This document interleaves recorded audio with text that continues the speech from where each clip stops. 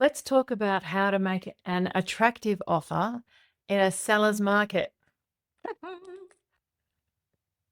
There are a lot of areas around Queensland at the moment that are difficult in that there are many buyers and not enough homes to go around, and the market's hot. So it's actually vital to make your offer stand out from the crowd in a busy market. Here's how. You must sharpen your offer as much as possible to ensure that you are not just competing on price. If your offer is clean or as clean as possible, it will be more attractive to the seller. On a clean offer, there aren't going to be anything to get in the way of selling the house to you. That's probably the best way to explain it.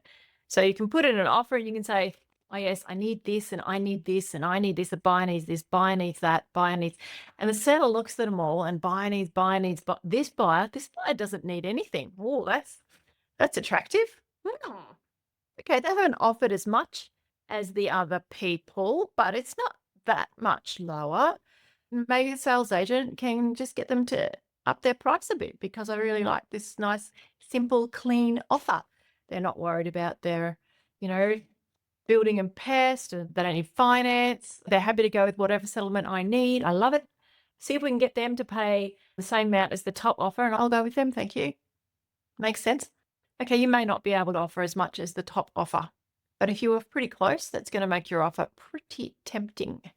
I said something just then that I need to elaborate on building a pest. I said that and I knew as it was coming out of my mouth that you would have a question about that because you should always have a building and pest inspection, yes. Unless, of course, it's a hot market, there's been 6 offers submitted, yours is the 7th and yours is the only one with a building and pest clause. And of course, go to the building and pest video and I'll talk to you about how to get around that. So you can submit an offer with no building and pest terms in it. So let's keep it clean. So how do you keep it clean? Needing fewer days for your finance to be sorted or no days. Maybe you're a cash buyer. Wow. You've just sold up in Sydney. You've got some cash to spend in Brisbane and it's sitting in your bank account. You can say, yeah, I'll just transfer the money. I don't need to apply for a loan. And you tell that to the sales agent so they understand that you're legit. You show them a copy of your bank statement. They know you're double legit. Okay, so you can do that. Absolutely. Conducting your building and pest inspection faster. All right, so pick up your mortgage broker, get them on the ball, get that finance done fast. Get your building and pest inspection done fast. Like, so you only need 7 days for a building and pest inspection where other people have put down 2 weeks because they haven't developed a relationship and done their research and they don't know who they're going to ask yet. But you've got your ducks in a row. Wanting to process the settlement of the property in a time frame that suits the seller.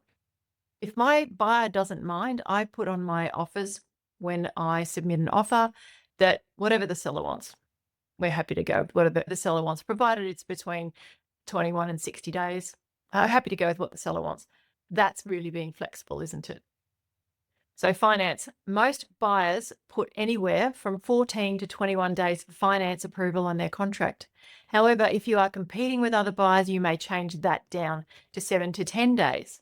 But you must ensure you've got a rock solid pre-approval in place and are working with a reliable and competent mortgage broker who can action your application when needed at short notice. Building and pest, reducing your building and pest inspection to just 7 days might also help your offer stand out. Obviously, you need to have researched at least 2 or 3 inspectors who can make this happen. Like, you shouldn't be on the phone going, okay, my offer's been accepted and now I've got to try and find a building and pest inspector who can do this, not just do the inspection, write up the report and send it to you for you to digest before the end of the term. Special conditions. These may include searches such as body corporate records searches, request for tenancy information, etc. Once again, keep them as short as possible, but don't take shortcuts. And liaise with your conveyancer from day one so you've got the right conveyancer. Settlement. Determine the settlement duration that best suits the seller, unless, of course, you're putting yourself out. Like, If you need somewhere to live now and the seller wants a 90-day settlement, but you can't make it work, then obviously you can't make it work. If it's of no consequence to you, offering a quicker or longer settlement may work in your favor. You can adapt your offer to fit the seller's needs. Waiving the cooling off period. If need be, you could consider waiving or shortening the cooling off period. It's normally 5 days. Check with your conveyancer and put this in writing. Always seek clarification on what the implications are from your conveyancer. Deposit. Your deposit should be a substantial sum to show you are serious, but no more than 10%. In Queensland, we actually can't have more than 10%. You will need an initial deposit and then a balance deposit. We have other videos that talk about cooling off period and deposits, okay? So don't think I'm just skipping over this. You'll need an initial deposit and then a balance deposit. In this case, you may state 2.5% and 7.5%. If you're unsure, ask your buyer's coach, ask your conveyancer. So that's how to make an offer, an attractive offer in a seller's market, is make sure you've paid attention to all of that. And if you need help, raise it at one of our weekly Zoom meetings, or if you've got me as your coach, obviously I'm there to help you. Bounce it off of the sales agent. And again, like we said before, ask them what their recommendation would be. Good sales agents are here to help you to buy the house. Okay? They're here to help you buy the house. They want you to buy the house. They just want someone to buy the house. Okay. All right. That's making an attractive offer in a seller's market.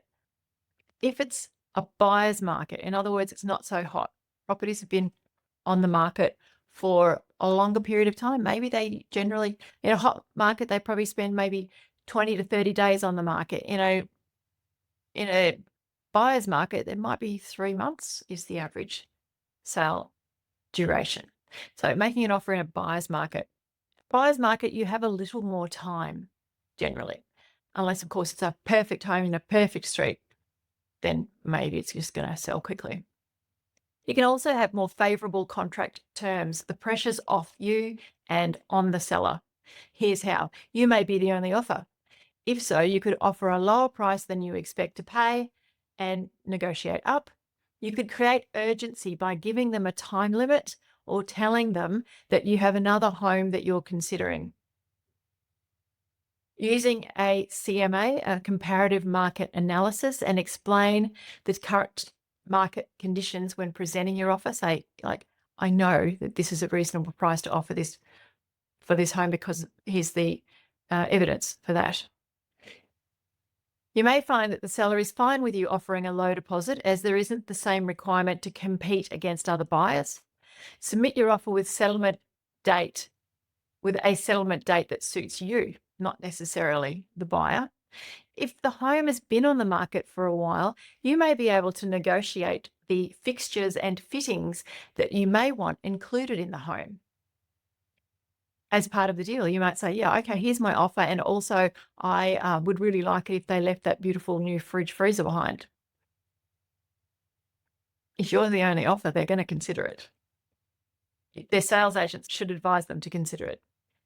You can afford to relax a little when seeking finance because it's a buyer's market, and conducting your inspections because there isn't the same degree of urgency. Adding any special conditions that make the contract slightly more favourable to you. A simple but powerful special condition you can add to the contract is that the sale is conditional upon your conveyancer's approval. That can mean almost anything.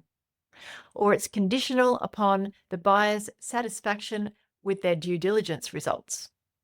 Ask your conveyancer to word it for you, and bear in mind that these special conditions may not work well in a seller's market. Just so you know. Ching, there you go. How to make an offer in a seller's market and a buyer's market. Now you have lots more information to digest.